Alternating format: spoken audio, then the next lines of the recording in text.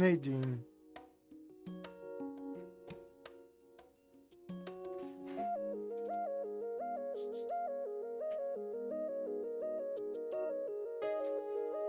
Hi, Robert.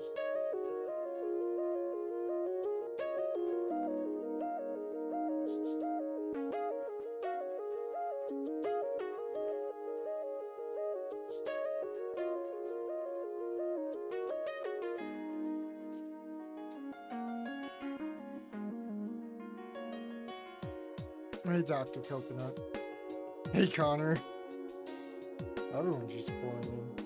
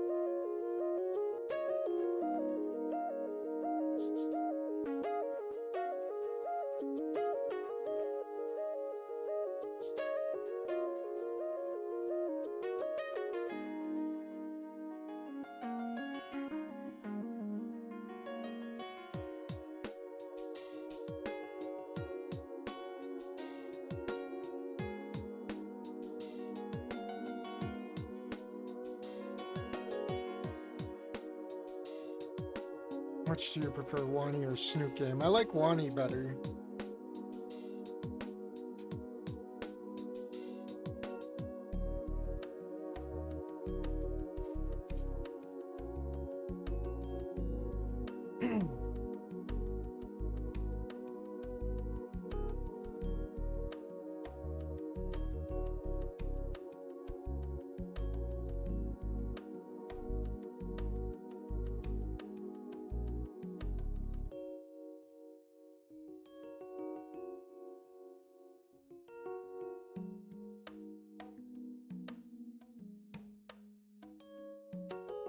My guy.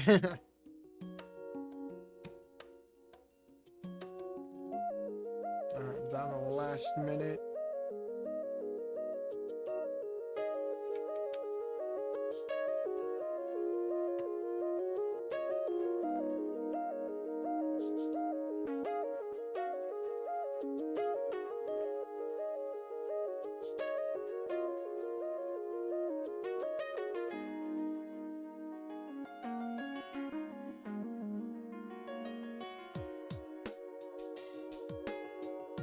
That's the plan for today's mod rundown. Well, we're gonna finish up the puppet origins, and then we're going to finish whatever's on Wani's workshop.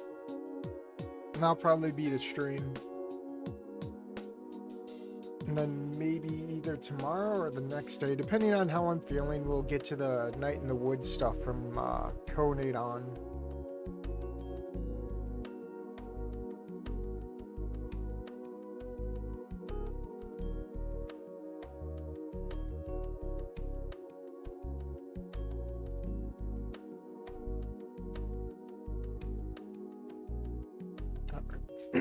Excuse me. Yeah. Do that. Get ready. No, not that. Where'd it go? Oh, there's Snoot game. So seeing as this is on the Snoot game side of things, I have to click my way back. So we left off in like the middle of this. And I can't blast through this. Oh, wait a minute. Did something new happen? Hold on. I guess I have to reread this? I don't remember that. Alright, never mind. I hang up my phone, a worried frown still resting on my face. My girlfriend has caught something, not too surprising considering how busy she's been lately, but that doesn't mean that her responsibilities can go unfulfilled. It feels good that she came to me first to ask, though I'm still pretty exhausted from the track championship I got back from a few days ago. There are also my finals that I have to study for. But it's no big deal. I'm happy to take on some extra work for her. Let's see here. It's the final few weeks of school, so the student council has to go around and check up on the various clubs to see what they need for any end of the semester events or anything for next semester. I double-checked the list of instructions that Naomi texted me. The Puppeteering Club hasn't submitted their forms for the puppet show they wanted to put on. Didn't submit their forms last year either, but I'm sure it'll be fine if you just remind them. You have a puppet club? It's the first time I'm hearing of it. I don't remember it being on the club form that I was given my first year here. I need a drink, that's what I need. They met in Mr. Davis's classroom around this time, apparently. Let's go pay them a visit. Hold on, who is that? Yeah, this is new, I think. A creepy hooded figure. Should I be worried? Suspicious? Yet I am not. Why? And why am I walking up to him? What is the password? Boy, this is new. What is this? Snoot? I don't know. That is not the correct answer. Be gone. Return when you have the password. After an entirely normal walk through the school, I finally arrived at the room. Let's see if anyone's home. I bet you the password's going to be somewhere in the mod. I raise my hand to knock. I'm telling you, yeah, this is all the same, I guess. I'm assuming. Yeah, I'm pretty sure this is all the same.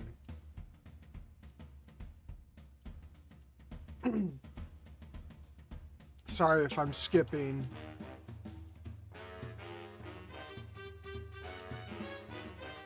I mean, as far as I know, the mod maker didn't say like I'm gonna be missing anything new here. This new, the intro with the password. So what we're gonna do, we're just gonna try and skip over to where we left off.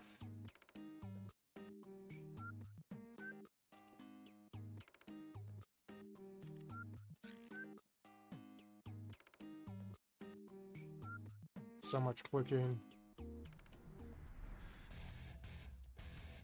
Oh yeah, I better get my translator ready too, just in case. You never know. You never fucking know. Alright, translator on standby. Yeah, so far it's...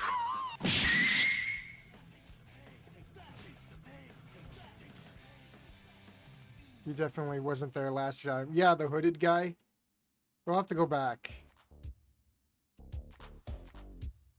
I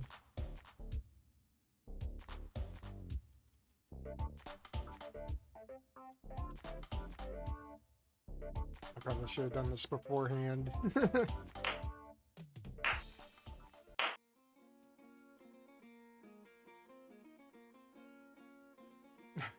Just realized there's the Temple OS icon right there. Is that all on Mr. Davis's speaking things? Is just the Temple OS logo?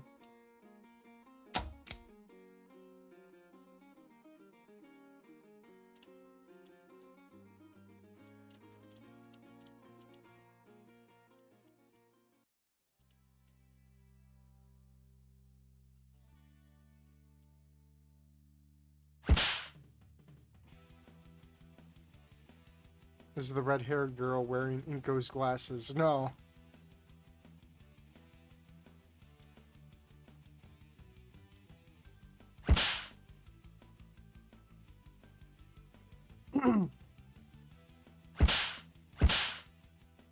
Everyone really likes those smacking sound effects.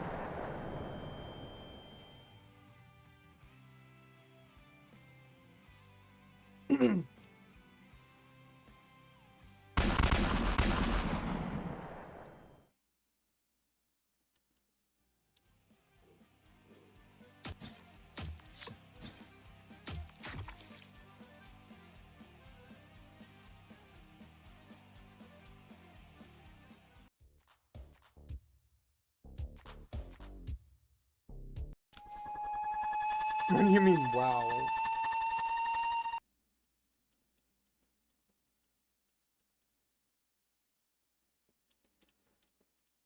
We're almost to the halfway point where I left off.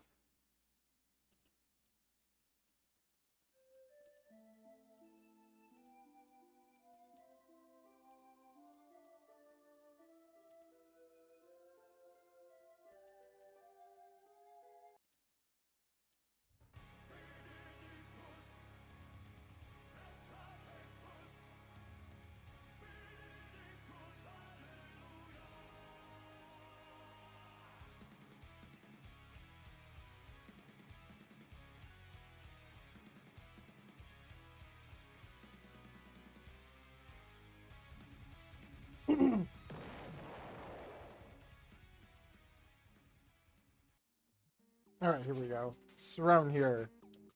Then we all lived happily ever after as Terry's disciples. We started the club to hang out. Schizo? I don't think that's quite right. Oh, so you're saying that's not how the day went down? Because I'm fairly certain that's exactly what happened. Yeah, that's exactly what I'm saying. When you spoke Finnish for me, it was gibberish, not to mention everything else. Schizo, do you even remember that day at all? Of course I do. Don't you know I have a flawless memory? Didn't you forget the password to your phone this morning? No, here, I'll put it in right now. Just watch me. Schizo pulls out her cell phone and quickly inputs a code into it, and then she does it again with a completely different code. She tries it again, and then her screen locks up. Well, look, you probably don't remember it either. I'd like to see you try to tell the story. I do. It's a very precious memory to me. Then tell it. Here, this is where it left off. I will. Judy stands up and heads to the puppet box, reaching in and pulling out a set of puppets.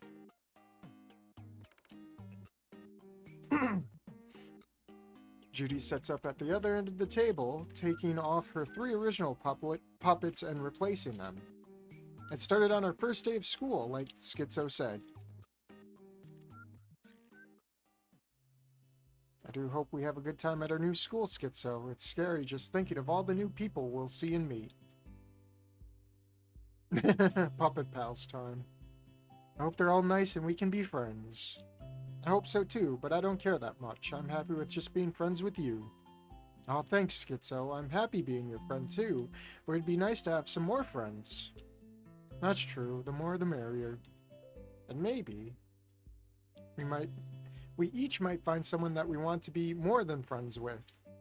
Maybe that would be nice. Though it would have to be the right one. Yeah, but well, let's go. Don't want to be late for our first day. We made our way inside to explore the wondrous new school. We saw many different dinos of all shapes and sizes. It's always so beautiful seeing a new place full of so many people. Yeah, seeing at a glance how everyone is so unique and different. It's wonderful. But you know, what really matters is how they are. Being colorful and handsome or beautiful means nothing if you're just a meanie.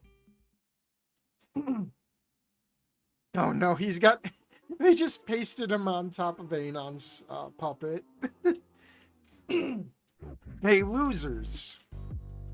That's not very nice. Now, why are you so mean? Because you both smell, especially the white one. You're ugly and you should feel bad. We're just looking for some new friends. There's no reason to be so rude. Bah, rude. I, Buster, don't care what you think. You'll never find any friends, weirdo. Hey, don't be such a meanie just because you're fat and ugly. Judy can get all the friends she wants. Yeah, right. Look at her. No one will want to be her friend. You should leave her behind, or you'll have no friends as well. I'm friends with Judy because I want to be. She's a sweet girl. Whatever you say, losers. What a bully. Can you believe him, Judy? Being so mean even when he doesn't know us. Come on now, it's alright, Judy. Everything he said was a lie. You're not a loser and you don't smell. What if we can't make any friends? What if they're all like Buster? They won't be. We'll find plenty of people to be friends with. Don't let the bad apple get to you, okay? Here, let's go to our first class. I'm sure we'll meet a new friend there. I'm sorry for all the throat clearing. Okay. Despite our first attempts on making a friend ending in disaster, we wanted to keep our hopes up. Religion was our first class. Surely the type of person that would sign up for this class would be nicer. She's got her own puppet. We have arrived rather early. There was only one other person in the room, a tall girl in a cute yellow dress. Howdy, my name's Heather. You two seem real nice. Would you like to be friends? Yeah, I'd like that a lot. It's good to meet you, Heather. See, what did I tell you, Judy? Oh? We just had a run-in with the bully, and it made Judy worry that we wouldn't be able to make any friends. Oh, that's a shame. But don't you worry, none. They just smacked Terry onto Trish's body. But don't you worry, none. I'll be happy to be your friend. I'm sure we'll make lots of friends together. Now, that sounds great. Hello, class. Wait. How should I do Mr. Davis? I'm not very good at playing him. Come on, Judy. It'll be just fine. Just wing it, yeah. Temple OS, Glowies, FBI, God gifted us computers, demons glow in the dark. 640 by 480, 16 colors, we are his children. Despite me and Heather not understanding much of his class, Schizo seemed to really take to it. Judy, you know what? This guy gets it. What do you mean, Schizo? He truly understands everything. The feds, the globalists, and even that mean old lady down the street. Mr. Davis understands what they all truly are. Glowies. The next time we see Buster, I know exactly what we need to do. Oh, what would that be? You'll see. You'll all see. The rest of the class passed by quickly. Me, Schizo, and our new friend were spending a few moments outside the classroom talking. But of course, that's when it happened. That's fascinating. I'm happy I decided to be you two's friend. Oh, there he is again. Oh, it's you. Move it, losers. I got places to be. Ah, as predicted, here you are. What are you talking about? You will not take another step forward, for I plan to kill you. On guard, Glowy. Show me a good time, Jack. Wait. There's no need for anyone to get hurt. But Judy, he called you a loser and said you smell. Gasp! It doesn't matter what he said. He doesn't deserve to get hurt because of it. That'd make us no better than him. Or him saying that you wouldn't get any friends really hurt your feelings. It did at the time, but we proved him wrong, and even more importantly, look at him. He's lashing out because he himself has no friends. He doesn't know the warmth and fuzzy feeling that comes with spending time with your best friends, or the joy of making new ones. He wants friends more than anything, I bet, but he's too bitter to realize it. I can't forget what you said to me or Schizo, but would you still like to be our friend? Wow, what a wonderful speech. I never saw my actions and views that way. I am sorry for the mean things I said. You are right, I didn't really mean any of it. I see.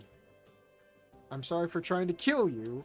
I should have thought of how you felt and what made you do the things you did. It's all fine, but I must sadly decline your offer of friendship. My mommy told me never to be friends with someone who tried to kill me. I hope you have happiness and lots of friends, Judy, Schizo, Heather. Goodbye.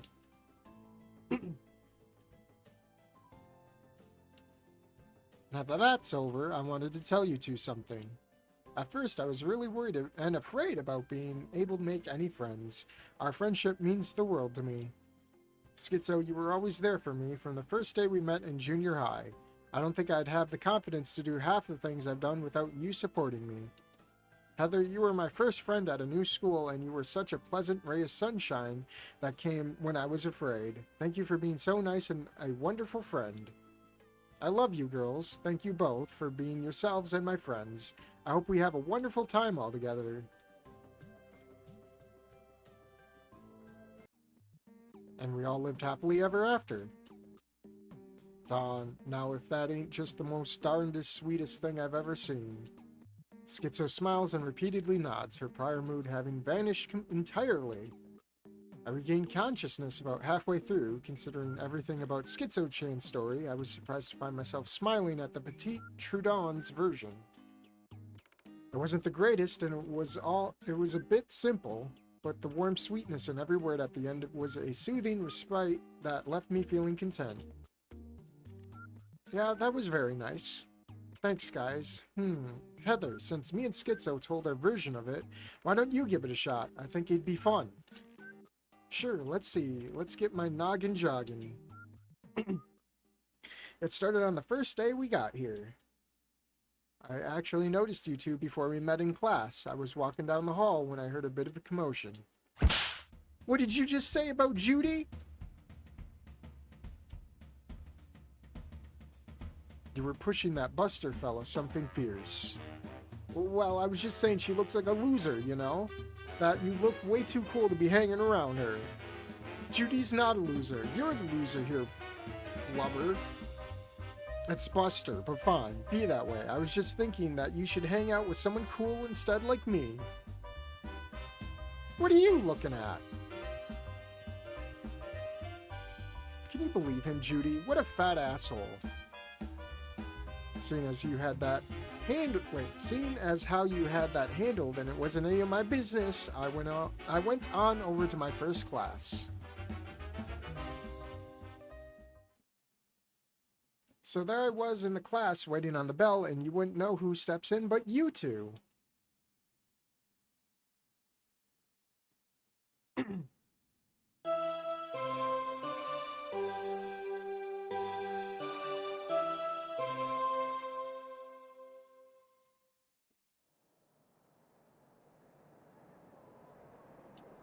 Hey, Judy, was that the late bell?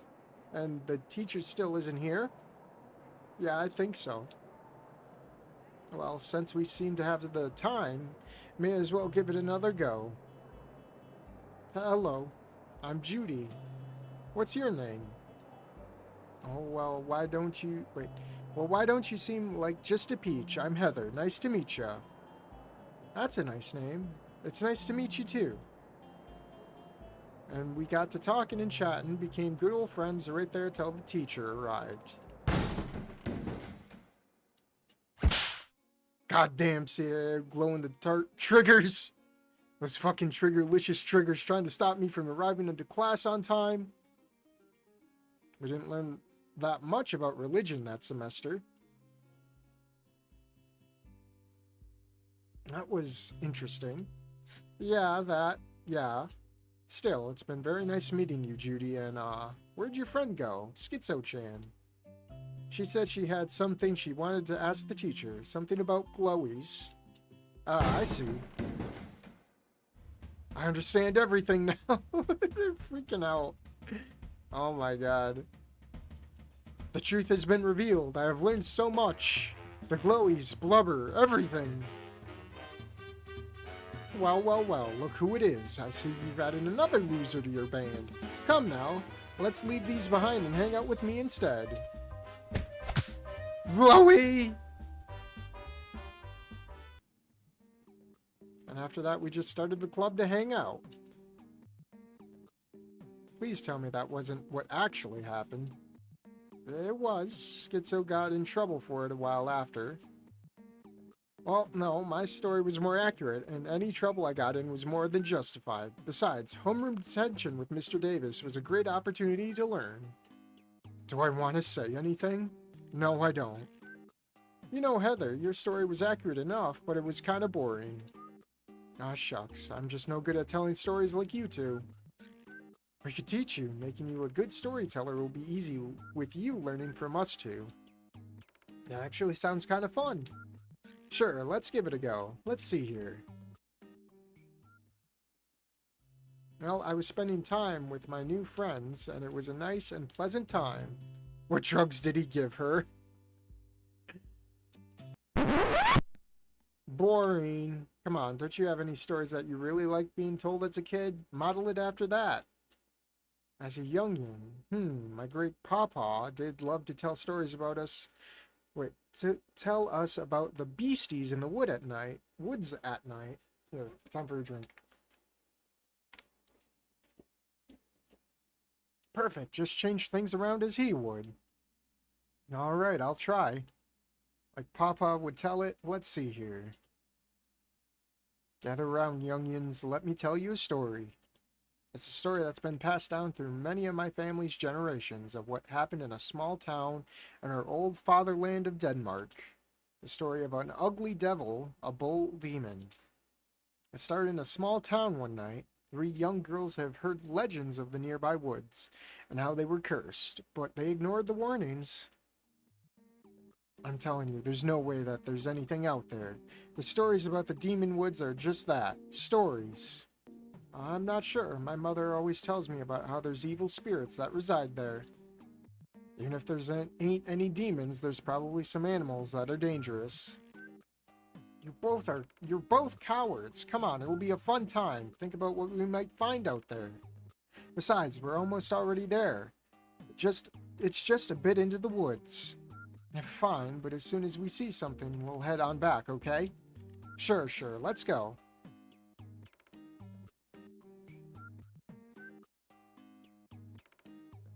Well, this ain't too bad now, is it? We aren't there yet. It's this way, but the woods are getting thicker. If only there was a path to follow. Ooh. Hey guys, I found a path.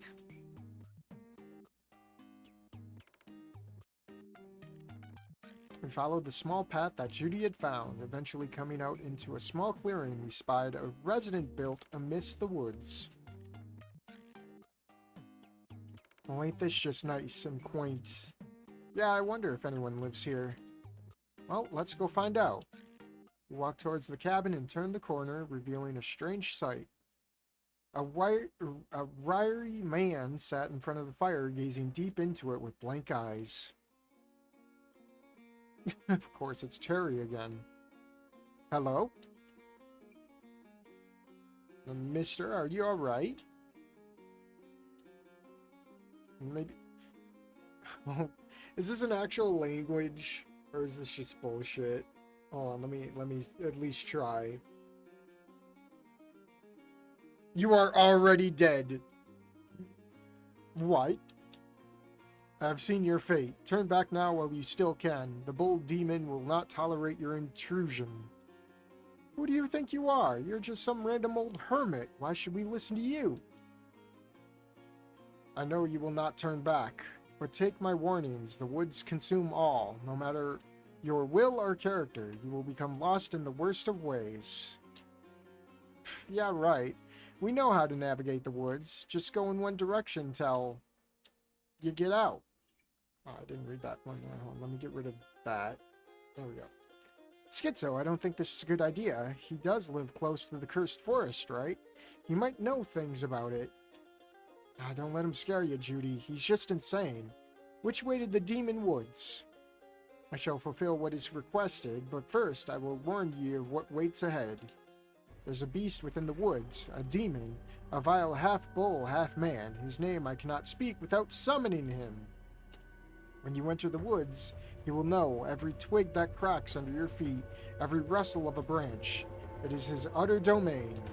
He will hunt you, and normally you would stand no chance, but I have a small mercy to grant you three. A magic phrase. With it, you will be able to best him and put his tortured soul to rest. Yeah. Where's the woods already? Oh, what's the magic phrase? I would like to know it. The finished one has wisdom. Let me teach you the words, young Noita. Ah, fine, Judy. Let us know when you're finished. Oh, let me guess, that magic phrase is going to be the password. That's fine, Schizo. After we let him talk, he'll probably let us know where the forest is. He's probably just lonely from staying out here for who knows how long. Yeah, but I don't want to get caught in the woods at night. I want to be nice and cozy at home instead of in a cold, damp, pitch-black forest. This is just a waste of time. Well, I'll be fine. Probably. We'll take a quick stroll and then head on back home. Now I'm back. He said it was just a short bit away. Let's get going then. And so they went, entering the cursed forest and starting to explore, unknowing of what horrific fate awaited. Oh, is this Darkest Dungeon stuff? Someone's following. Hours passed, and the sun started to set, but they had found nothing of note, and they realized the words of the hermit had rung true. I think we're lost. The sun's setting. I think we're going to have to spend the night here and try to find a way out in the morning. I don't want to, but we have no choice, do we? And do you two feel watched? I think I felt someone watching us ever since we went in there. Do you think it's the bull demon? No, it's probably just nerves. There's no such thing as a bull demon. I hope so, but let's get comfortable.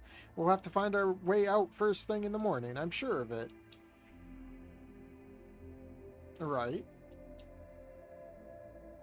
The girls tried to leave in the morning, but they found that no matter how much they searched and tried to flee, they could not. They only went deeper and deeper into the forest and became more and more lost. Their hunger began to set in, and they had to forage what they could, but they found very little that was edible, and slowly their hunger grew and grew. Eventually they came across a stone portal. They felt a powerful presence from within. They had reached the center of the forest, the source of its corruption and evil.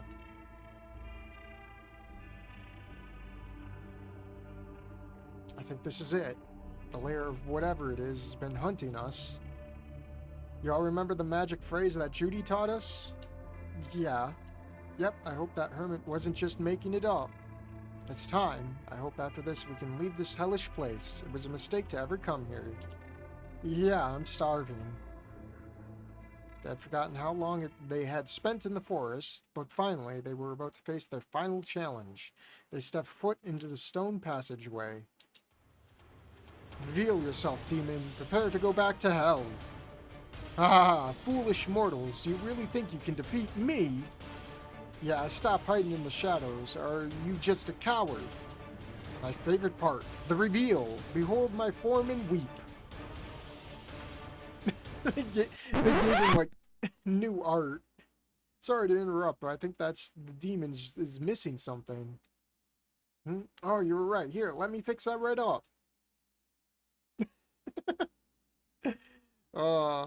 There we go. Much better. Continue. Where was I? Alright, I'm the bull demon of these woods. Prepare to suffer for eternity. Judy, Heather, now! War Greaves. Where is it? This is... Oh, let me... That translate. What does this say? Or is this just gibberish? Are we not going to pick it up? Come on.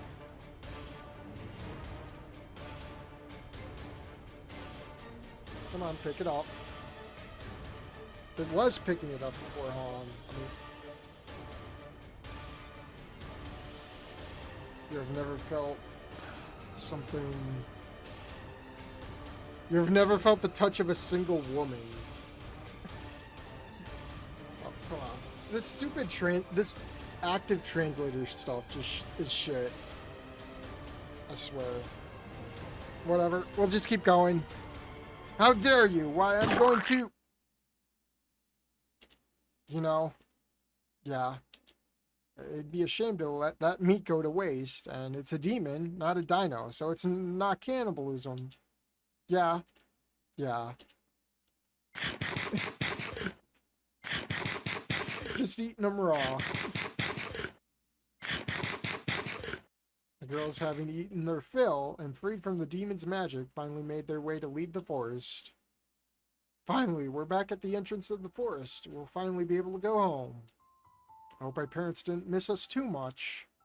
Ah, shucks. Let them miss us as much as they want. I never want to go into another forest for as long as I live. As the girls tried to leave, a bright flash forced them back. They threw themselves at the outskirts of the forest again and again, never managing to break through.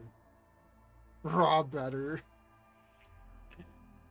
Their attempts eventually ceased and hopelessness started to set in, but they then saw a familiar figure hobble towards them. You, hermit, help us! We can't leave the forest! Of course you can't. You've been corrupted with the seeds of the forest. You are no longer mortal, and as such, you cannot leave. What are you talking about? Have you looked at yourselves? You have become demons, and demons cannot leave the cursed forest.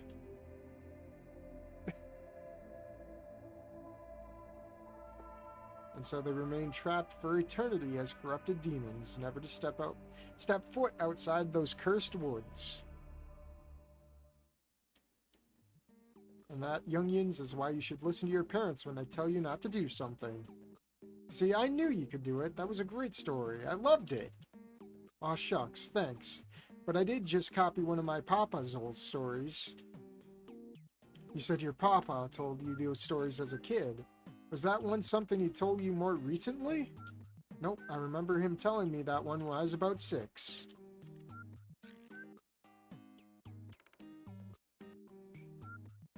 Right. Wow, I thought... What is that? What does that say? Grandma Louie's stories were scary? Well, come on now. That wasn't that scary. He's told some real scary ones. Let me tell you the one that he told about the Bergat roulette. I think that's what he called it. After Jesus, please no.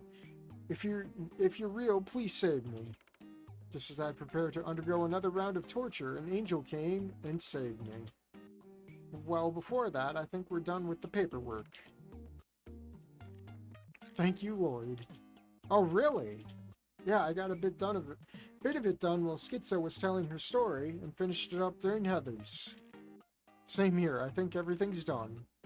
Wonderful, great even. I'll be taking that, and I've got to go. Bye. Always nice meeting you, hon. Come by anytime. See you, Nazer. Let's hang out again. Goodbye.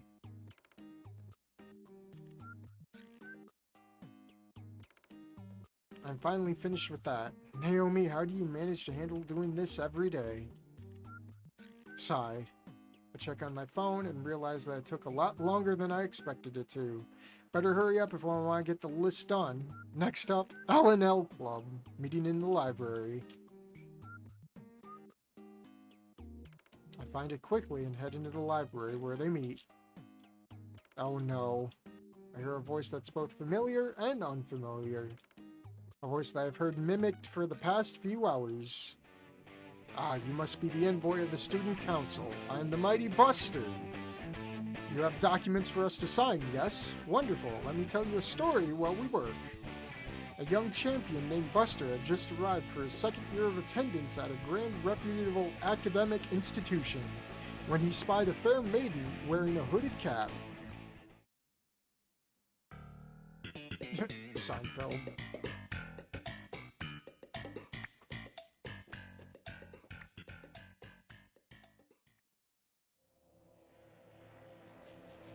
The end? Or is it? There is, after all, a password to be given, no. It is an ancient one. It unlocked the secret once in the past, and it shall do so again. I cannot recommend you use it, but you must know, must you not? The password is... legs. Was this a Wani theme thing? Legs. Not it? Oh, legs. Okay. Legs. Okay, we'll do the password. Wait, no loading. Is it going to, like, get me demonetized? Well, I'm not even monetized, but you know what I mean. I'm risking it for the biscuit. What is the password? Legs. That is the correct password. But in a few moments, there will be no going back. It is time. He shall return. A being of old, he shall come, and things will never be able to return to normal. Oh no! Oh no! I got crashed. Is this it? Oh no! Oh no! Or was the error just funny? Haha. Funny, haha. Well, I don't think the mod creator's here, so we'll probably just... Well, we'll give it one more shot, and if it still breaks, we'll move on. We'll do one more shot. Alright, come on, pop up. There you go. Legs. That is the correct password. Yeah. No. Nope. It fucking breaks. Of course. Alright, we'll move on to Wani. Do some Wani stuff. Give me a moment.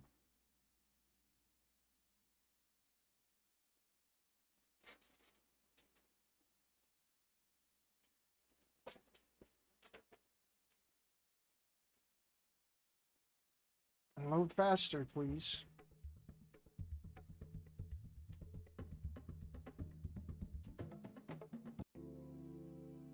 Alright, mods. Phoenix Wright, Turnabout Gator. Alright. Remember, I own absolutely nothing in this mod, as the sprites are all from a sprite collection website called the Spriters Resource and the Wani game itself. If you haven't played Phoenix Wright before, do yourself a favor and play it. Without further ado, I present Phoenix Wright Turnabout Gator. Well, I've only seen a playthrough. Wani was a one-time experience. Well, we're playing mods. Also, I can't draw worth shit, so forgive my terribly drawn custom stuff like the detective in certain scenes. I only had Microsoft Paint and 3D and a mouse and a keyboard. December 8th, year 2023-80. We're traveling forward, buddies. We're going the other way. Even though the Right Anything agency has had enough money to pay for the heating bills, it's still cold as balls both inside and out. Man, I wish for a vacation, but being a defense attorney means that there's no respite. My name is Phoenix Wright. I'm a defense attorney by trade, and a damn good one at that, if you don't count my countless bluffs. Another day, another dollar. I wish. Since Maya has gone to do some spiritual training in her hometown of Karain, along with Pearl, I'll have the office all to myself. Since I have a free day, hopefully, I can do one of my second favorite things to do. Make some coffee. Troll a prosecutor Reddit forum. Make some tea, you British fuck. Alright, just start saving. We'll go with coffee, or let's go trolling. After getting into a philosophical debate on bluffing with a mod, out of nowhere, a mod gets offended and I'm IP banned. Figures. What the fuck? Not again. I just paid the electrical bill. Well, at least it came back on. Knock, knock, knock. Huh? I wonder who that can be. So if we're getting a Phoenix mod, when are we going to get a Hotel Dusk mod for this? Alright, I'm coming. Jeez. Okay, what can I... Are you Phoenix Wright? The one and only Ace Attorney trademark. Nice costume, by the way. Looks very realistic. What? Listen, Liz told me to get an attorney for Olivia's sake. We didn't need your help. There's been a murder, and my friend's on trial for a murder she didn't commit. Wait, that's not a costume? Excuse me 1 second. I need to freak the fuck out for a bit.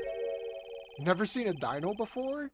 I knew coming to a supposed Ace Attorney trademark in Skin Row was going to be a weird experience. The only dinos I've seen were the ones with bones in museums that I can't afford to go to. Look, my friend needs your help, and she already has rejected every lawyer we sent her way. You're our only hope. Okay, fine. You can come in, but first, can you tell me your name? Damien, and thanks. So, can you tell me about your case? My friend Olivia, she's been accused of murdering a fellow student, Mia, at high school. Please, you gotta take our case. Yeah, Mia's dead. We can close out right now. We win. Okay, nothing I haven't faced before, so a few questions first. Shoot. Oh boy. Save. Who's the victim? It was Mia. She's kind of a wild kind of chick. Someone who doesn't take no for an answer. Hey, Shadowzilla. She's also absolutely destroyed my friend's face with a dodgeball once. I know the type. Reminds me of a prosecutor I knew and her incessant whipping. Ah!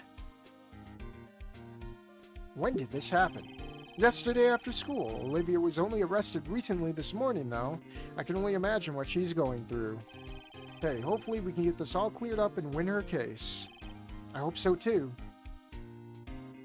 Who is Olivia? Olivia is part of our friend group. She's an amazing drawer, if a bit shut in. Human or... I gestured to Damien. Oh, no, she's a green baryonyx. Oh, okay. Wait, there's multiple races of there's multiple races of dinos. Yep, all 1,543 different species of us. I don't see a problem with Mia being dead. Present. What's this? This like your badge of honor or something? No, this is my Ace Attorney badge trademark. Well, it looks like cardboard. You sure you haven't mixed up the two? I'm sure! Okay, weirdo. Alright, continue. Okay, that's enough questions. Before I could take your case, I need to see the defendant first. Sure, she's being held at the Volcandaria precinct. Anything else I should know before I go and see her? Yeah, her friend Inko will also be there.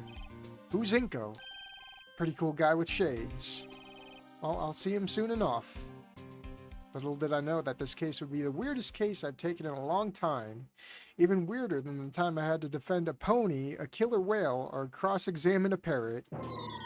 Still, I didn't overreact this time. There goes to show my numbness to batshit insane situations I face currently. It took us some time to get to the precinct. Wait, where the hell am I? This isn't Japanifornia. Good thing the taxi driver knew where we were going, though. December 8th, 9:30, Volcandaria Precinct Police Station. Well, at least the precinct looks the same as the one in Japanifornia. We tried earlier to get to see Olivia, but the police here don't allow visitors unless they have a badge with them. But since you're her lawyer, you have a pass. Now hold on, I haven't promised anything yet. I just said I'd consider taking your case and will only decide once I have met the defendant. Fair enough. As I scan the surroundings, I see more anthropomorphic dinosaurs with different colors than Damien. Wait, is that who I think it is? No, it can't be him. Not here. Fancy meeting you here, right? Seems whatever insane acid trip I go on, you're always there with me. You know I can't help it. By the way, how did you end up here? I don't remember. Last thing I remembered was making tea at my house and reading over the next case. Wait, over my next case. Next thing you know, my house was in a different part of the town and there were anthro dinosaurs walking outside. Wait, you know him? Yeah, he was prosecutor, now chief prosecutor for Japanifornia and one of my oldest friends from school. Even though he's a prosecutor, shouldn't you guys be like sworn enemies or something? You'd think that, but Phoenix proved me that winning doesn't matter, only finding the truth does. And the prosecutor as well as the defense attorney bring the truth to light. Well, long time no see. How are you? Fine for all things considered, despite being in a lack of a better term of technicolor hell of scales and feathers like some kid's cartoon or crappy visual novel. You don't like visual novels? Never got around to playing any, or any video games for that matter. I've always had enough work as it is being chief prosecutor for Japanifornia. Wait, why are you here at the precinct? Damien wants me to represent his friend in court. Laughs. It's been what? About an hour since we got here and you already got a case? What can I say? I'm somehow the only lawyer in existence. Well, for what it's worth, at least your reaction to this world was less heated than mine. What happened, Edgeworth? I don't want to talk about it. Alright, now can we go see Olivia? Alright, see you later, Edgeworth. See you. On second thought, mind if I join you? It would be better to stick together, especially here in a place I have never been before. I don't see a harm in it. Any objections from you, Damien? It's fine with me. Splendid. Alright, I'll follow you. 945 Volcandaria Precinct Police Station Front Desk. As we enter the building, my eyes dart to the only human in the room, his eyes hidden by cool shades. Wait, why is he wearing them indoors? As if on cue, he perks up upon seeing our group, and I can almost imagine his eyes lock on to Damien. Sup, Pinko? Is this the lawyer you were talking about? The one that'll defend Olivia? Phoenix Wright of the Right Anything Agency at your service. I was told by Damien that you have a close friend on trial for murder. Yeah, Olivia, she's not taking the arrest good. She's been brickwalling the detective from what I've heard. Well, glad I'm here. I'm going to go to the front desk and request to see Olivia. Go right ahead. They told me I don't have a pass, but since you're her lawyer, now they'll let you through. As I approach the front desk, I see what appears to be a Triceratops in a police outfit, like the one that Gumshoe wears, although a little bit more professionally worn. His claws beckon me over. If I could talk. Here, let's drink. How may I help you? I'm here to see my client Olivia. Pass. Oh, here. Enter the door on your left. My right, go down the hall to room 3, the visitor's room. Alright, thanks. As I open the door to the left, I walk down the hallway, passing by other dinos in similar uniform to the front desk dino, occasionally seeing a human or two until reaching a very familiar room. 1012 Volcandaria Precinct Police Station Visitors Center. I even see the same exact guy standing completely still as always, because the creator is lazy. I wave to him, he doesn't wave back. And I see a green baryonyx on a wheelchair enter the room, and slowly roll up to the visitor's window, looking like worse for wear.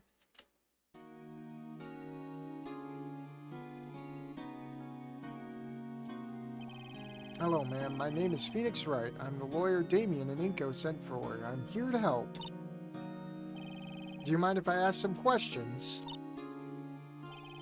It's okay if you don't want to answer any right now. I can come back later. Everyone thinks I did it. That's what the detective said.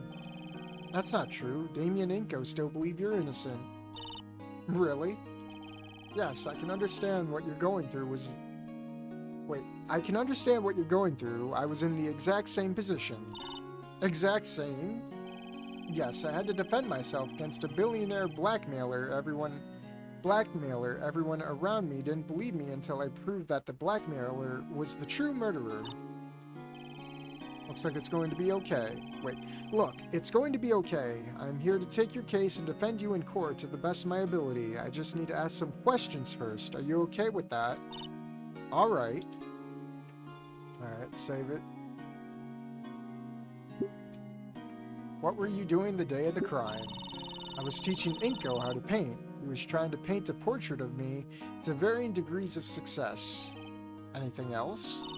Inko left about 2 hours after school ended around 1700, while I stayed after for schoolwork. Where did you go after school? Inko went home while I returned to Damien's house. Oh, you arrested. We heard a knock on the door in the early morning. Damien's parents answered it, and we were shocked to see the 2 officers asking for me. I was terrified. Not only did the pain see me as a burden, but a murderer too. It's okay. I get the feeling that you are not a burden or a murderer. We'll prove it in court.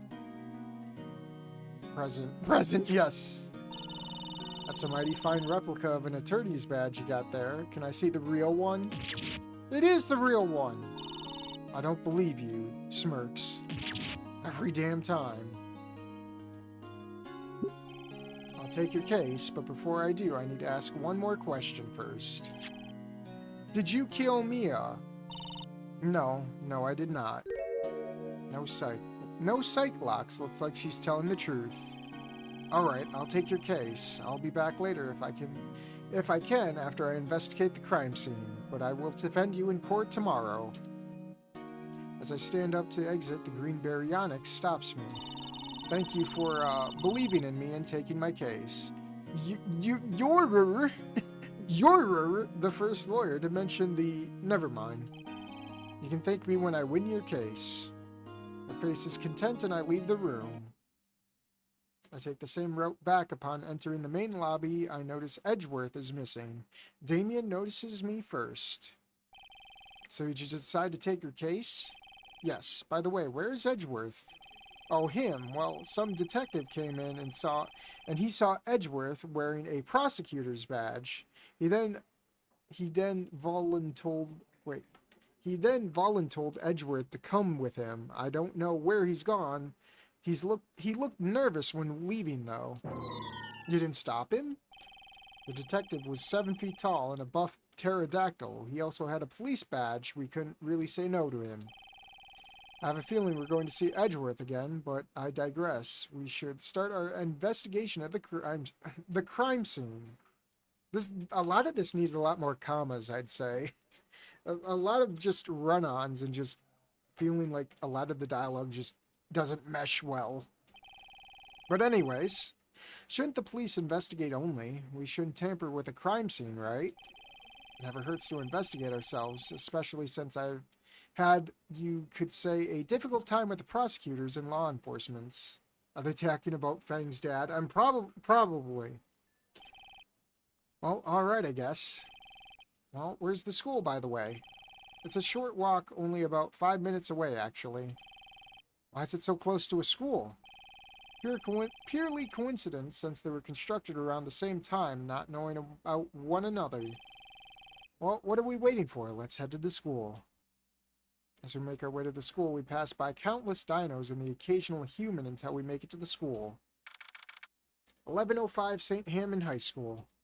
You can see from outside, police cars parked and dinos and humans dressed in police attire, interviewing students and teachers alike.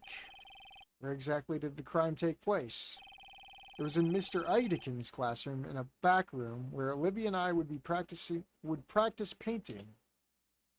As I go to open the front doors to the school, I am taken aback by as Edgeworth put it in a technicolor of scales and feathers with no human in sight besides Inko. Hey guys, look, another human! You think he's related to the one in shades?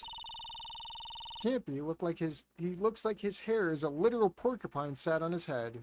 Can I go one day without someone making fun of my hair? As I follow Inko up a flight of stairs and closer to where the crime scene was, I could see from a distance 2 police officers standing guard. They notice us and stop our group. Stop. This is a restricted area unless you have official business. Clear off. Officer, I'm the suspect's lawyer. Badge? Here. Alright, you and your group...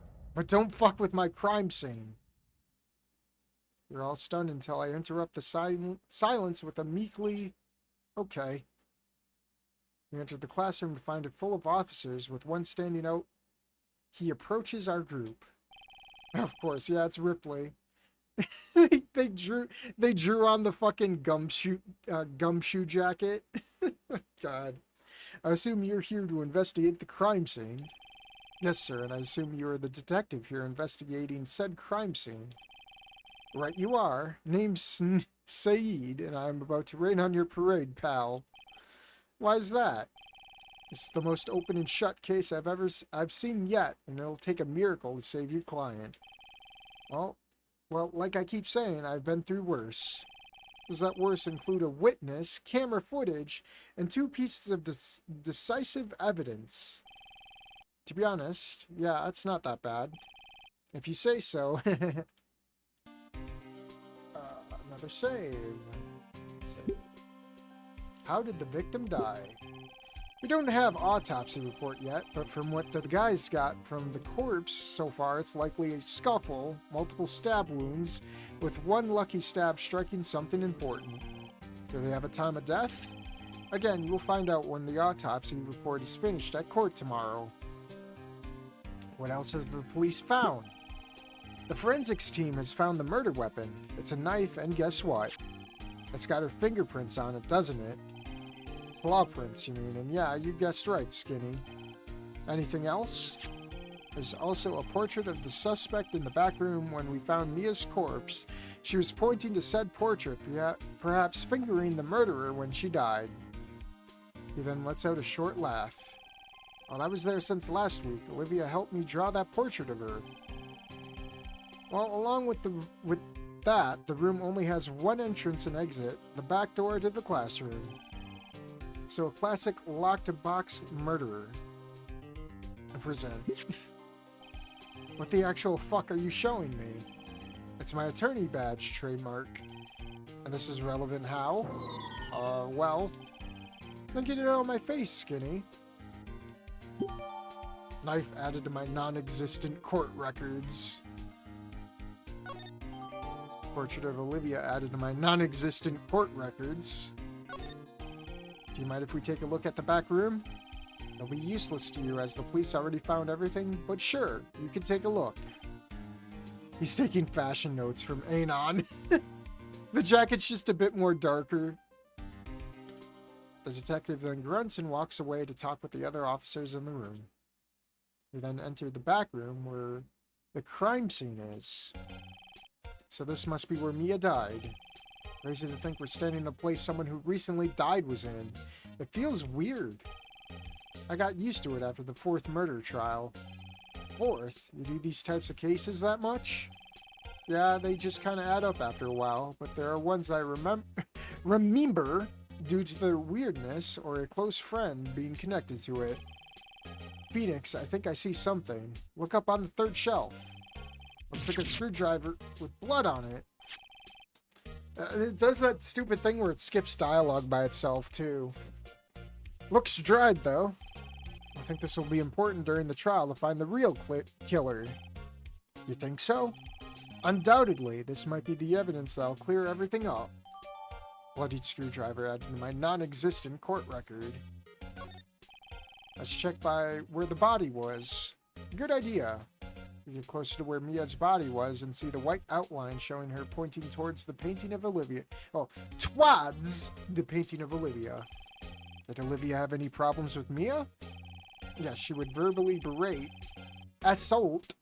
No, bullying would be the correct term. They didn't really get along from what I could see. I agree with Inko. She might have not have yelled at her or gotten physical from what I've seen, but they certainly were not friends. Interesting. The prosecution is bound to make the connection, especially if her body was found pointing at the portrait.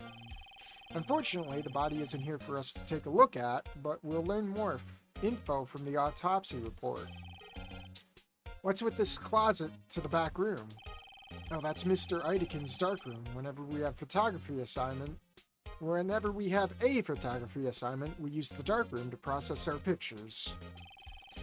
Well, we should probably take a look in there, especially since we already found something the police missed. Alright. Is there any other light beside the red one? No. Well, shit. We should probably take a look around.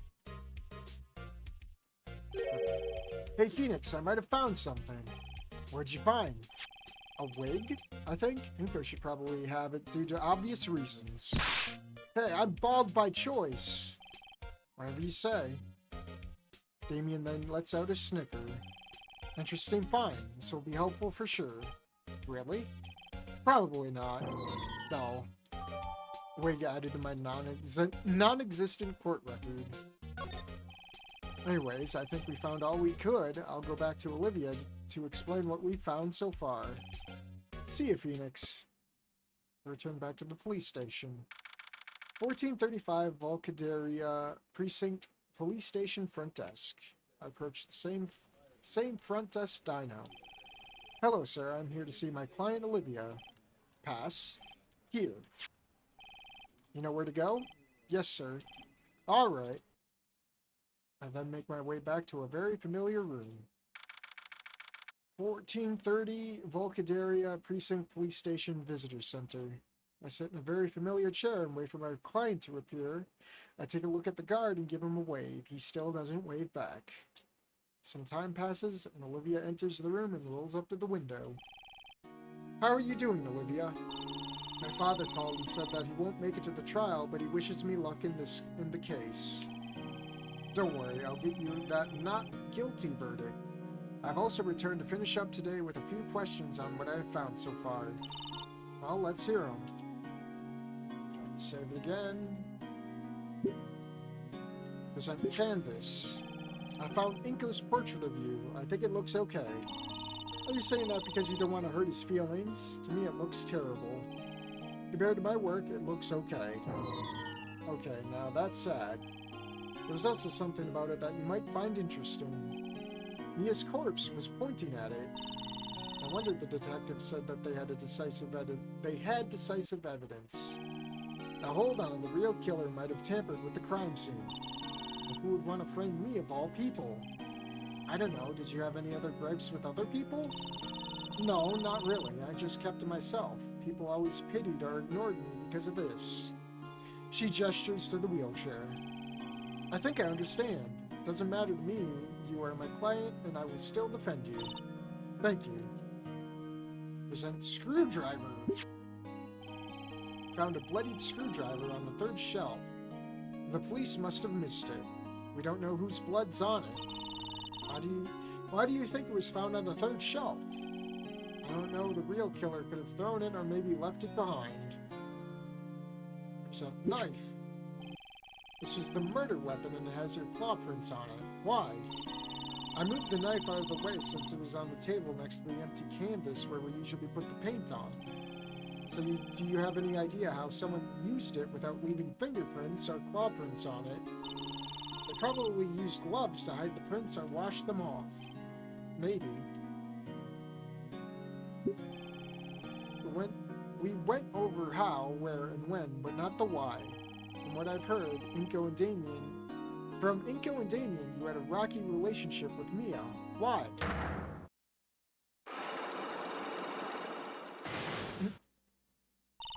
I'm not going to tell you, Phoenix. Why? Personal issue. Sir, you are out of time. Time to leave. Alright, Olivia, I will see you at court tomorrow. Good luck. You too. Damn, there's more to this case than meets the eye. Hopefully I could prove a third party exists. You should save the game now. It's fucking low tier, God. Sure, we'll save it again. We get multiple endings in this one, I'm assuming. Or is it all just game over, game over, game over? With one ending being the winning one. Volcadaria District Court, December 9th, 9:30, Court Lobby C. Good morning, Olivia. How did you sleep? Not well. You ready for court? We shall see. I have hopes that we can prove a third party exists, and if not, at least extend the trial by a few more days. All since the usual defendant doesn't have a wheelchair access, I'll be watching from the alternate defendant stand. The alternate stand, huh? Well, you'll be in for a show, that's for sure, being that close. What do you mean? It gets pretty heated that close, especially since I have a hunch I'll meet Edgeworth there. Look who's finally arrived. Sorry, the taxi hit literally every red light on the way here. How are you doing, Olivia? I think I'm in capable hands. I'm just nervous is all. It's okay to be nervous, but don't worry. I'll prove that third party exists, or at least survive, till the end of today's trial. Well, I better get going. Looks like they're gonna start soon. If you see any others show up, direct them to the stands, okay? Alright. Good luck, Phoenix. I'll be up at the stands unless... Can I join you? Why? To help. To help if I can. I don't want to just sit at the sidelines. I want to do it for Olivia's sake. You could be my co-consul if you want. Really? Sounds great. December 9th, 9:45 courtroom scene. Court is now in session for the trial of Olivia Halford. Prosecution, are you ready? Prosecution is ready, Your Honor. Defense, are you ready? The defense is ready, Your Honor. Prosecution, you may give your opening statement. Wait. Your Honor? Did you get transported here too? Please tell me this wasn't as heated as mine. If it is Phoenix right, it will probably be game over if you don't prove not guilt. Well, we'll see. Alright, calm down. Wait, alright, calm down. I was not too long ago, actually. I was actually presiding over another case at the time and was about to hand down the verdict when whoosh, I appeared here in Volcadaria. I hope the other trial you were at didn't get blown off course too badly when you just disappeared right in front of their faces. Yes, I hope so too. Now, Edgeworth, can you please give us your opening statement? Yes, Your Honor. The victim, Mia Hellington, was murdered at St. Hammond High in a back room to a classroom. First things first, the prosecution would like to explain how the crime was carried out. Developer's notes. This is very buggy, but I can't find a fix, so please go slow. This is the floor plan of the second floor where the crime scene took place in question. Sometime before the crime, Mia Hellington entered the classroom and then made her way to the back room.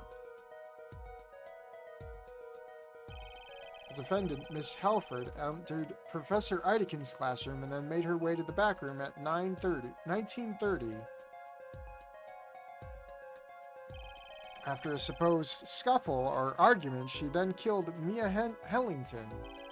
After the crime, the defendant exited the back room and then the classroom, leaving Mia's corpse behind and being spotted by a witness around 2000. Who's K? Thank you, Edgeworth. The court accepts the floor plan into evidence. Floor plans were added to my very existent court record. That is all for our opening statement, Your Honor. The prosecution would like to call Detective Saeed to testify as to the results of the investigation of the crime scene. I would like to hear too. Bailiff, get Detective Saeed and bring him to the stand. Yes, Your Honor. Hello, Your Honor. Detective Saeed, would you like to testify about the results of the investigation regarding the death of Mia Hellington? Of course, Your Honor. Witness testimony. Investigation results. The killing of Mia happened a couple of hours after school ended around 2000 from what the autopsy report said. The death was caused by a stabbing to the back of the neck around the cervical spine. Death was instantaneous. There was more stabs afterwards. Guess the murderer wanted to be sure that they killed her. Some of the stabs had smaller size than the others. We don't know why, as we only found the one knife. Something strange was also found in the bloodstream, element N55, a tranquilizing agent for dinos. Interesting. I've never done a dino murder before, but I'm just going to treat it like a normal case. Mr. Wright, your cross-examination, please. Yes, Your Honor. What's a cross-examination, Phoenix? That's the bread and butter of every defense attorney, where I either press for more information or object when I see a contradiction. Sounds simple. It can get complicated at times and heated too. Watch me do it and you'll see how it's done. I didn't see a contradiction in there. Guess I'll just press for more information.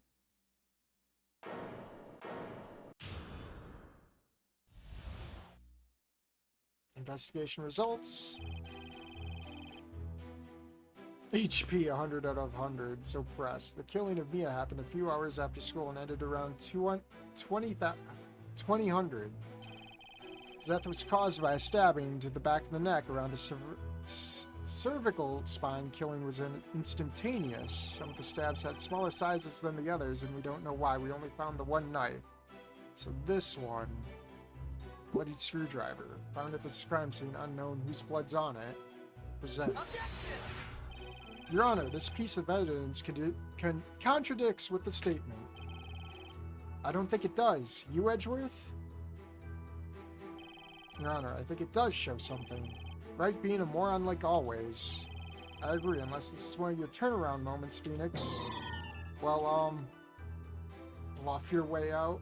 Well, no, they said they didn't know what other things were, like the other stab wounds, were smaller. Actually, Your Honor, take a look at this.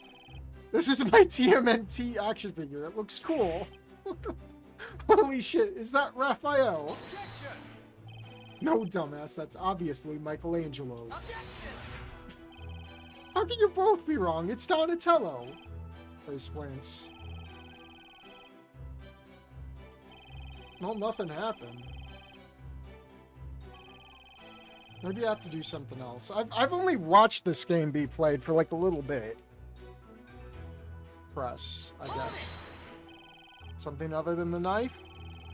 We think so, but unfortunately we couldn't find anything other than one knife, but rest assured we'll find something in the future. The court will be the first one to know. The real killer could have used something... Two things, right? One, the knife was the one that killed her, and it has Miss Halford's claw prints on it. And two, she is a baryonyx, and unlike you, me, are the judge, she has claws. Those could have done it if the knife failed. Now, other claw prints are fingerprints besides hers. What about on the screwdriver we found? Some of the stabs had smaller sizes than the other ones that we don't want. So we're back here again.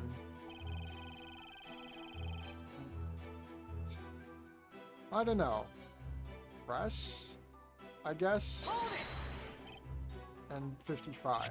As I said earlier, a tranquilizing agent for dinos, often used for surgeries, a very powerful opiate banned in a few states. It was also used in the Allocinam War against yours truly. How effective is it exactly? Very. It'll put a skinny like you asleep for a long time. And if given more than 50 micrograms, a dino around 100 micrograms, they found a total of 2 milligrams in her bloodstream. Not much? How can you be so sure that it was not N55 that killed her? Because with this opiate, one dose of Narcan will bring you out of it. ODing on it won't kill you. You aren't dead, you're just asleep. Interesting.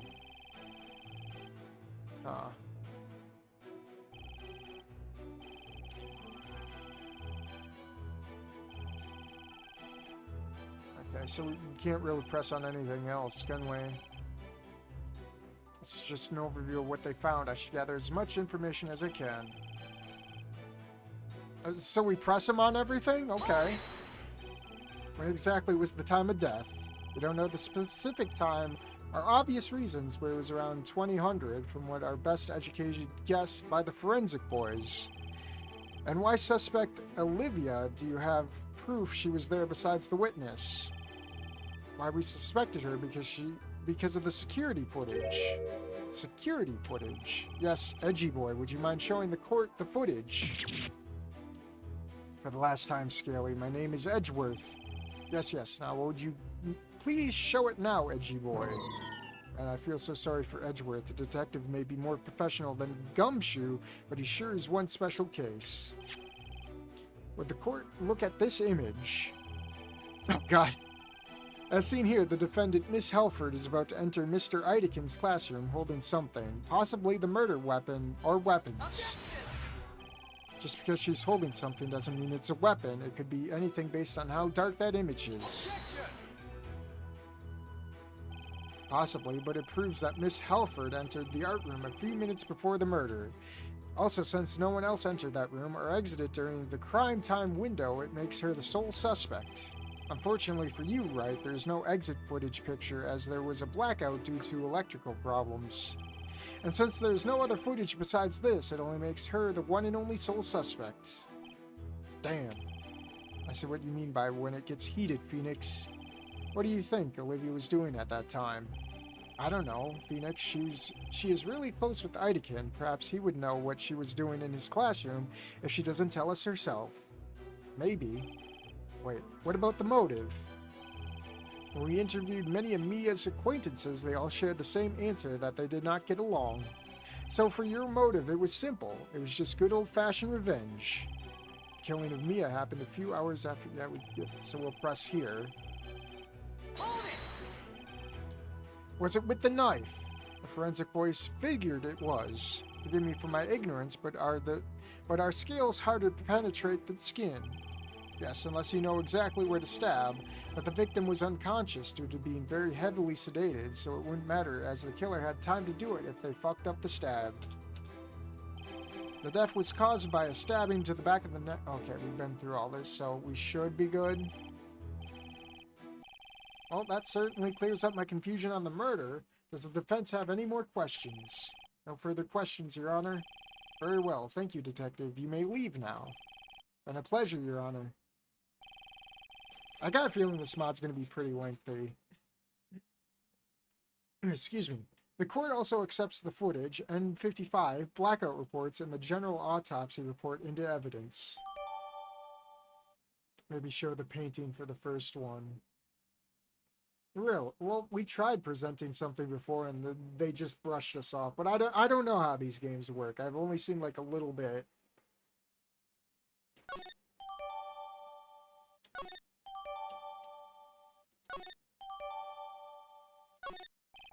I may continue, Edgeworth. Thank you, Your Honor. What we have proven so far is opportunity with the help of detectives' testimony. Now me move on to committing the act itself. The prosecution calls Kiara Slenton to the stand to testify what she saw during that night. So that was who his K was. Very well. Bailiff. Yes, Your Honor, I'll get Kiara. Hi, Edgy Boo. Damn. These damn scalies. Kiara Slinton, you will testify what you saw in Mr. Idekin's classroom. There will be no off comments. Do I make myself clear? No problem, Edgy Boo. Or no promises. She's worse than old Bag. Talk about a bad day for Edgeworth. First he gets partnered with a buff piece of work, Taro, and then he has to suffer through today's youth of cringe.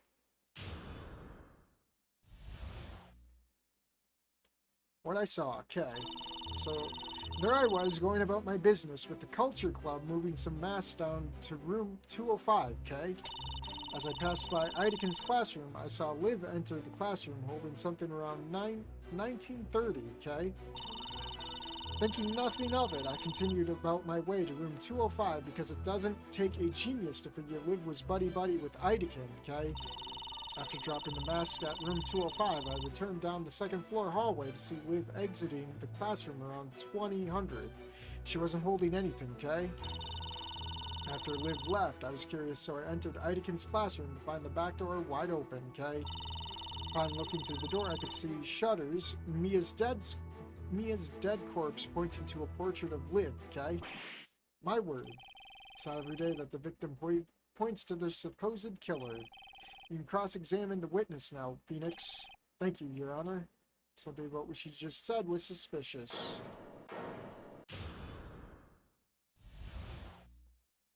I saw. Right. I'm going to take a quick bathroom break. I will be back.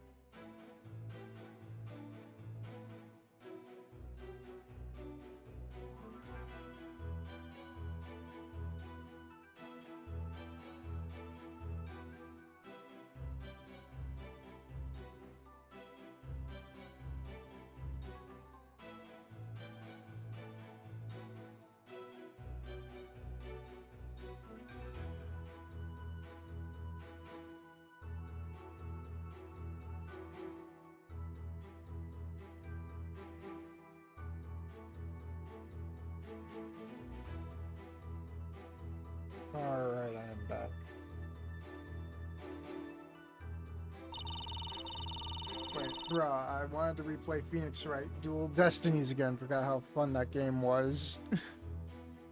I probably think it was Idakin. Alright, let's see what she was holding. Holding what exactly? I don't know, I was far away. Whatever she was holding was dark. I couldn't make it out, okay? Also, are you sure the time was 9:30? I'm pretty sure, okay? Positive? Doesn't matter what the witness is what the witness is sure she saw at what time. The security footage clearly shows 9:30 when Miss Halford entered the classroom, which lines up perfectly with the witness account. Unless you can find something else to complain about, right? You are wasting your time.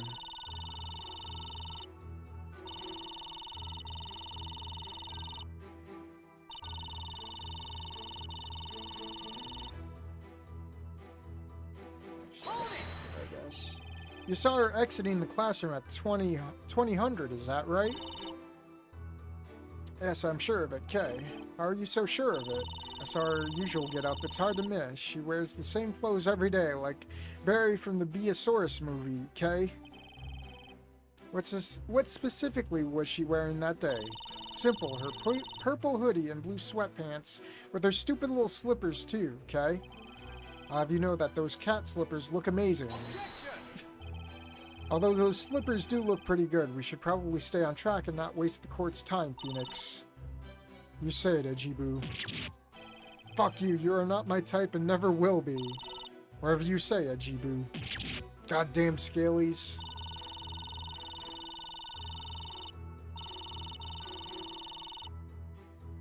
Find the back door wide open.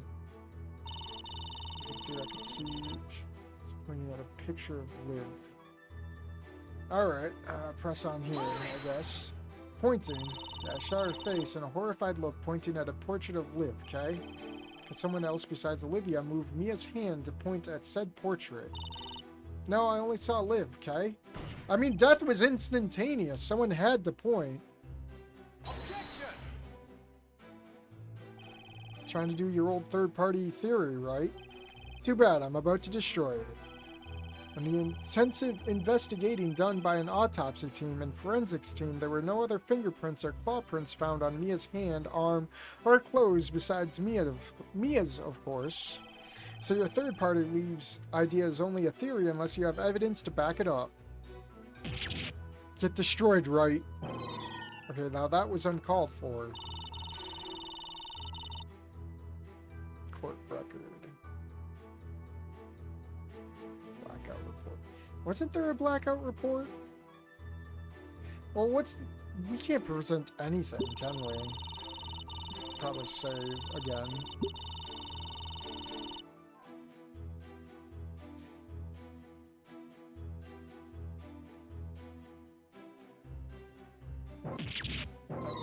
Okay, hold on. You think she's lying, Phoenix? She has to be. Something about what she said doesn't sit right. But what?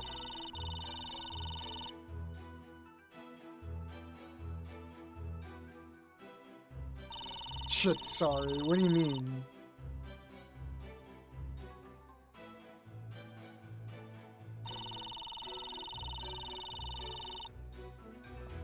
Knife, canvas, bloody screwdriver, N55, autopsy report. Well, the autopsy report says death was instantaneous. I don't know. I feel like this... I try to be... I don't know. How did she see that if there was a blackout? Yeah. True. Let's try that one.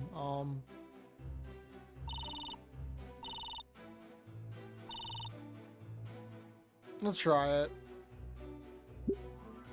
Due to electrical problems, there was a building-wide blackout which started at 9:50 and ended at 21. 30. Go back.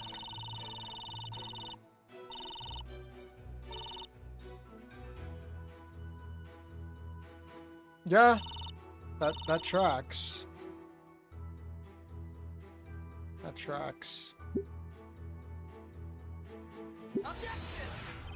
Your Honor, this piece of evidence contracts with the statement. I don't think it does. Your Honor, I think it does show something, right? Being a moron like always. Is this the same thing again?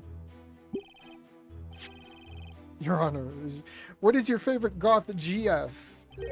That's a great question, Mr. Wright. Fang is up there on the list, but I'm going to have to go with Gwen from Total Drama Island. Are you serious, Honor? Gwen over Fang from Snoot Game? Are you fucking insane? Shut the fuck up, Wright. You're not a fur lover, right, Edgy Boo? I swear to God Almighty that I am no degenerate. However you say, Edgy Boo. Fuck. Oh no! Oh no! Oh boy. This is gonna be great. Roll back. Oh, that don't help. We can quit and reload, hopefully. We'll try it one more time, and if we'll give it like a 3-strike system, 2 more, and we'll probably just drop it. I don't know. I want to play it, but if it's gonna be this buggy, that's not good. All right, actually load. No, are you kidding me? Roll back. Roll back. There we go. That works, I guess. No, go.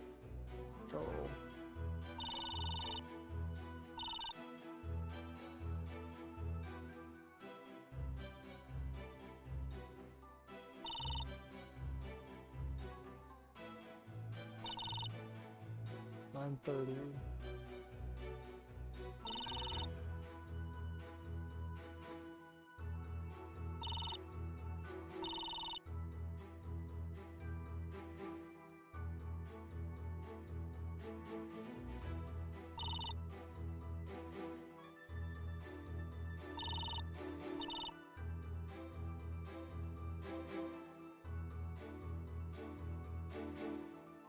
Did we press on this? Sorry, exiting the classroom at 2000, is that right? Yes, I'm sure of it, Kay. How are you? Oh, I think we did this one. Yeah, we read this one. Oh boy.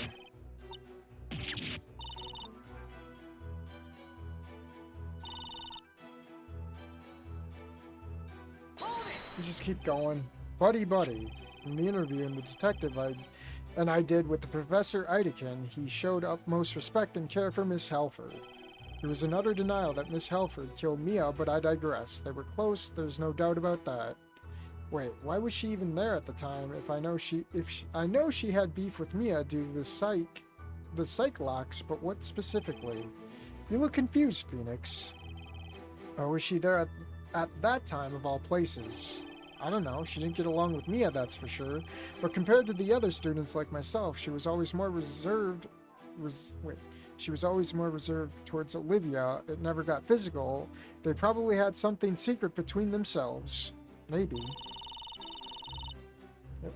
I gotta remember, I can't back up like that.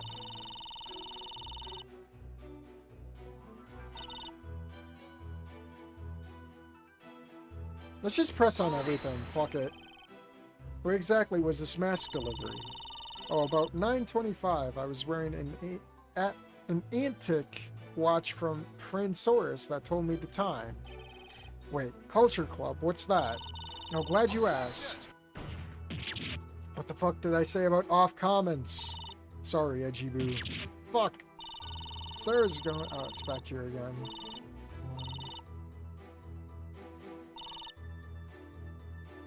That one. And press on this one.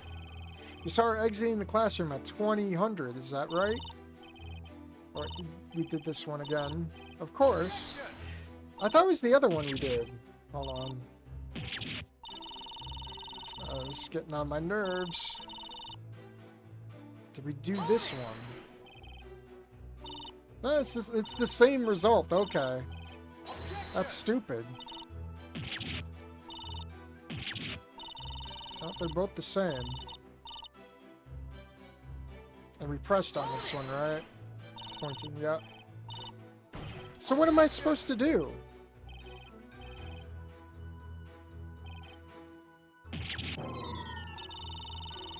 Court record. Oh, go back.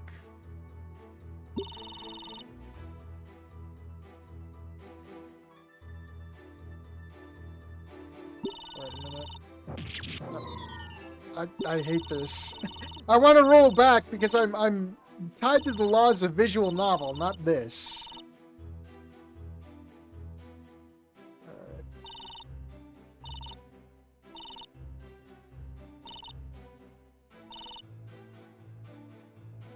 We tried the blackout report. Wig. You're fucking throwing the... I don't know. Go back. Well, don't I have to, like, present it at a certain, spiel?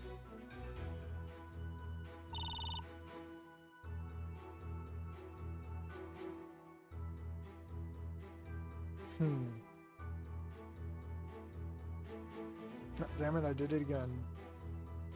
Like, I want to scroll up to see if there's anything else.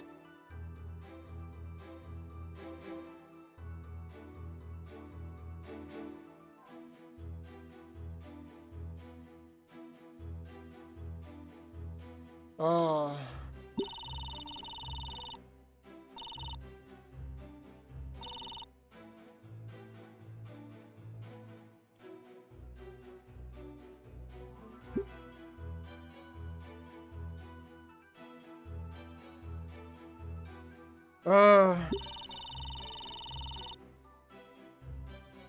What's the first statement?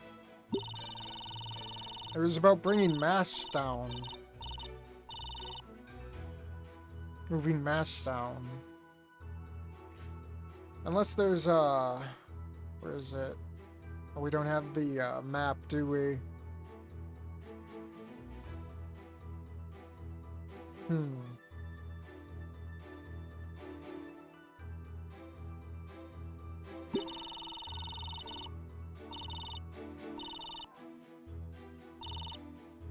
Yeah, I'm gonna be sitting here forever, aren't I? Like a dumbass.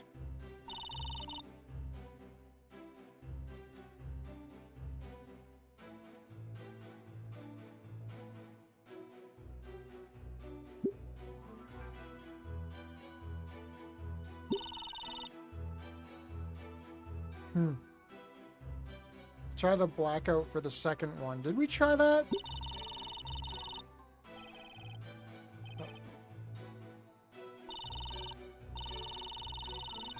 Let me drop another save.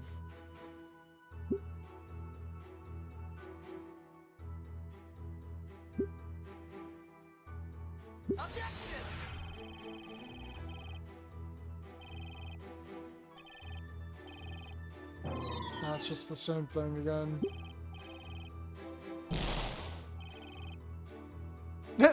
Exception occurred, of course.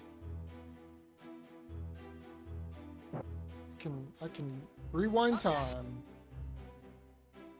No.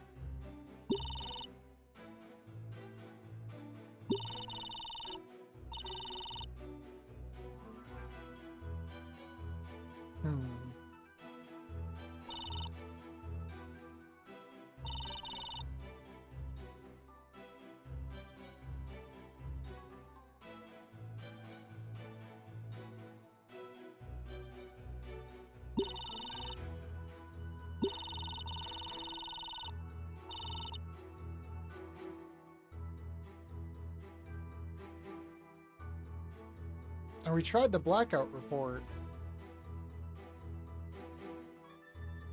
The wig, I guess. I don't fucking care.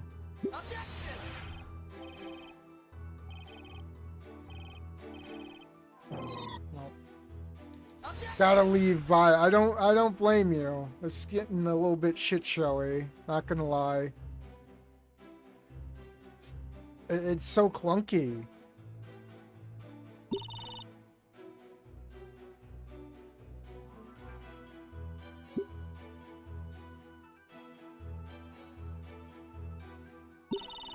220. Hold on.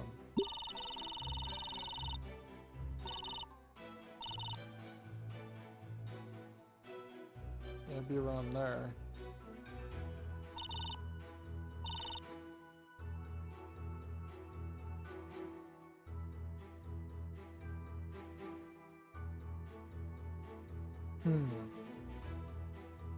I meant by. I understand. Well, what do we got? We got like 20 minutes till 2 hours in. Fuck. What are you even supposed to do?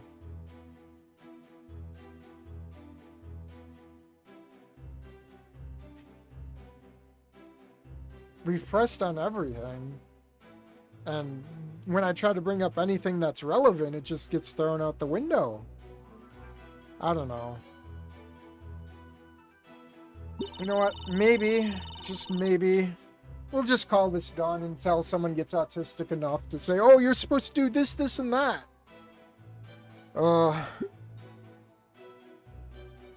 Not good. Well, let's go back to the main menu. You're fucked. Fix your mod! Thank you. Thank you for wasting my time. Okay, I don't want to jump into this one, so fuck it. I don't even feel like playing that one after how bad the last mod was. I'm sorry, but goddamn. Try the blackout for all of them. Like, I'd have to go back and forth. It's just, it's so much of a headache. I'd rather have someone else do it and then give me a guide. It's a shit show. Let's be honest. It's that kind of format does not work with this kind of game engine. We gotta be honest with ourselves.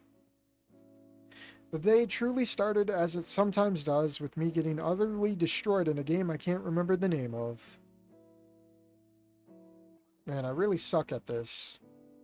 I think you're actually getting worse at this, Inko.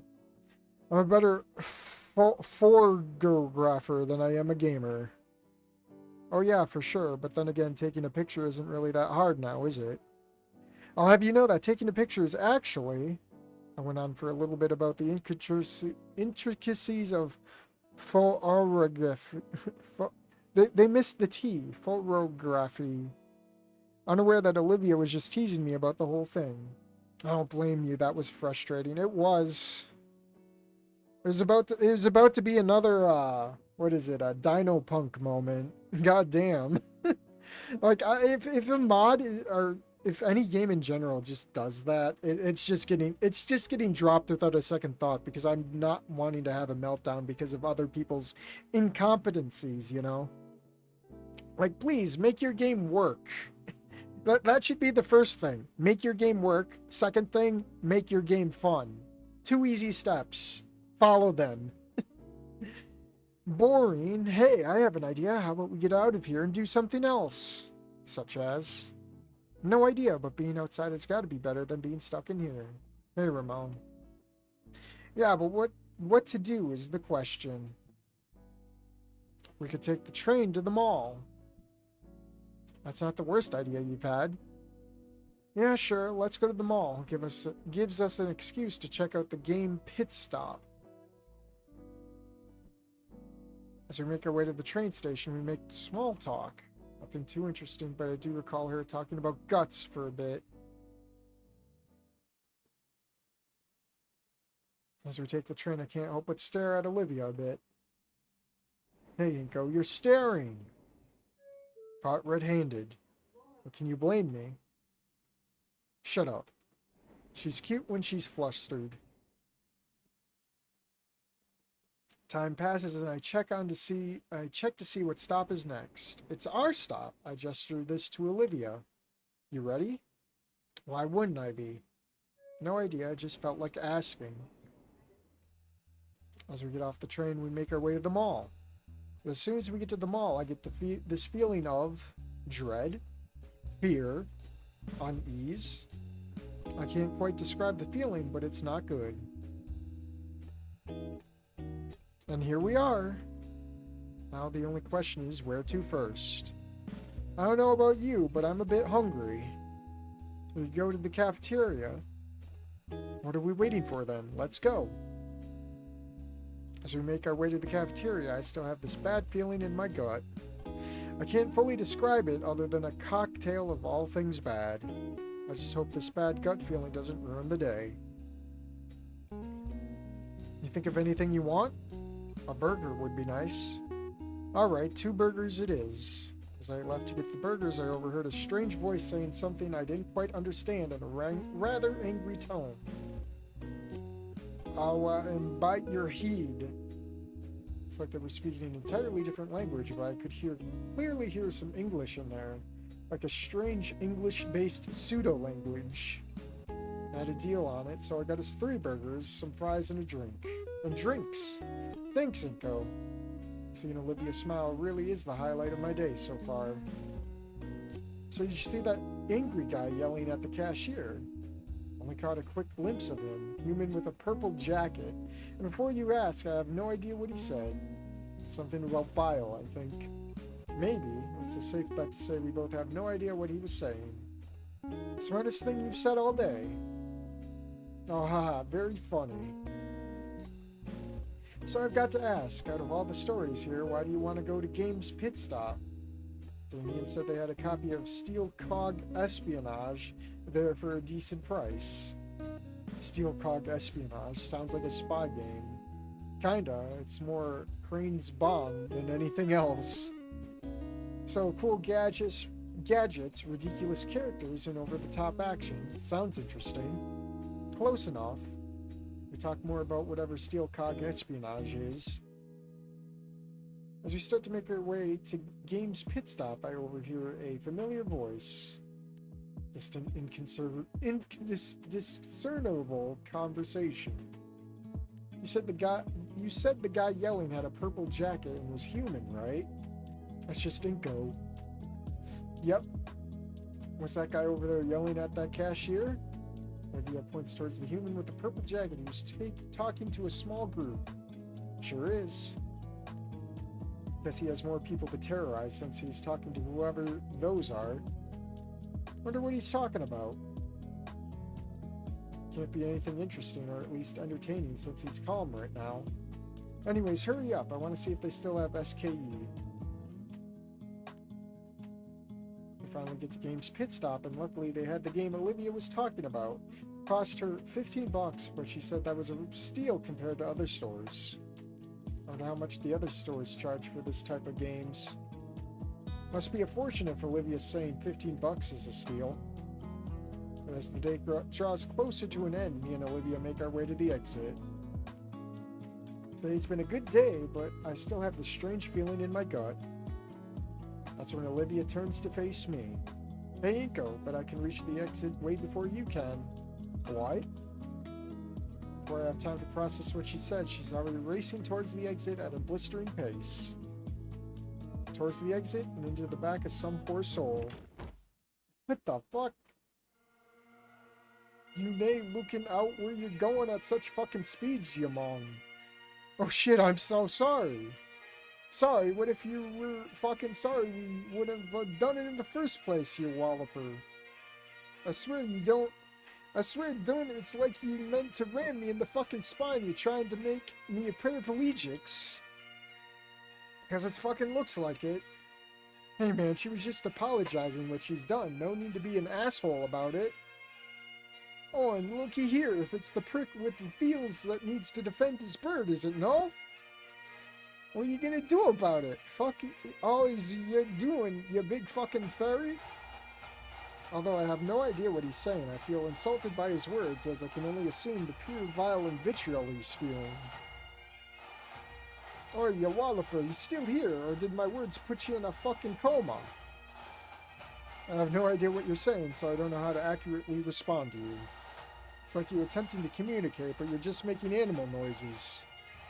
I don't know whether to call the police or animal control at this point, but both seem like valid options. And with that, he just sort of stopped. Can with the mirror up for all this fish, I got better things to do with my fucking time.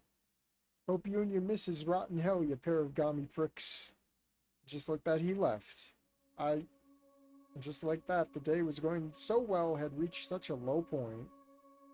I can't just stand here motionless, say nothing while she's looking all gloomy. Well, What to say is the question.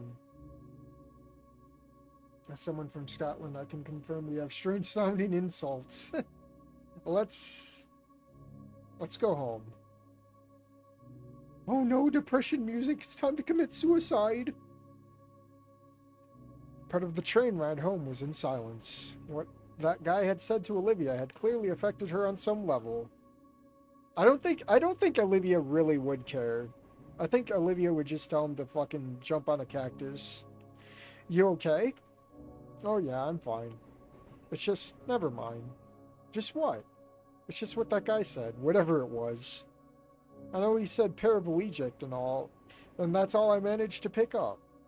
Forget what he said, it's not important. You threatening to call animal control on him was pretty funny, though. You think so? Well, just thinking about it now has got me in better spirits. As we continued to talk, Olivia seemed to be in a better mood by the end of the train ride. Really didn't feel like we spent the whole day out, but I guess time flies when you're having fun. And being berated by a psychopath who you can't understand due to them speaking in some form of ancient Babylonian.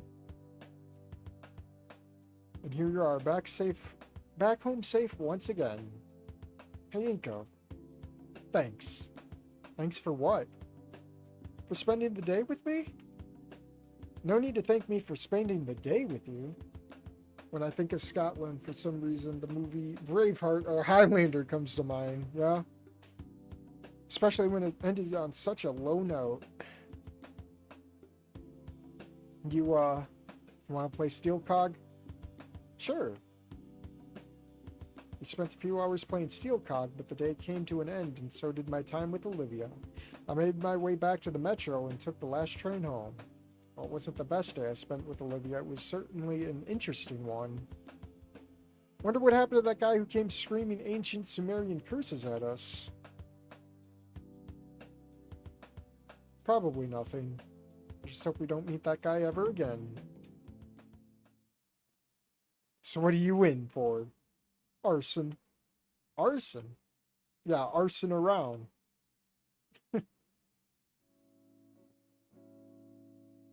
And that's all she wrote. If you can't tell, this is the end of the mod. There's no more narrative content here. I may come back to this idea in the future with a part 2, but then again, I also may not. No promises are made. Thanks for playing. Now back to the main menu with you. Alright. That's about, well, all but this. I don't... Oh. Do I really want to slog through this? So should we end off on a good note? Should we do this mod or should we save it? It's the NTR mod where Inko cucks fucking Olivia for Lunara. It's supposed to be like like a depressive shitpost. I don't even know how long it is. That's the thing. Actually, while I'm at it, let me check the workshop too. What's on? Is there any new workshop mods?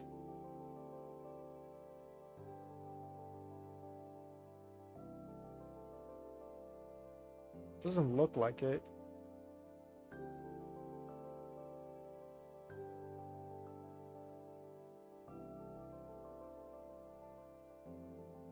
Crazy.